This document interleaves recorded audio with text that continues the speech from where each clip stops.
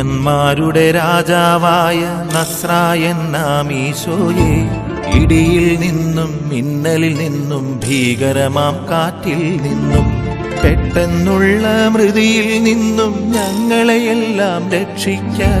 പെട്ടെന്നുള്ള മൃതിയിൽ നിന്നും ഞങ്ങളെയെല്ലാം രക്ഷിക്ക.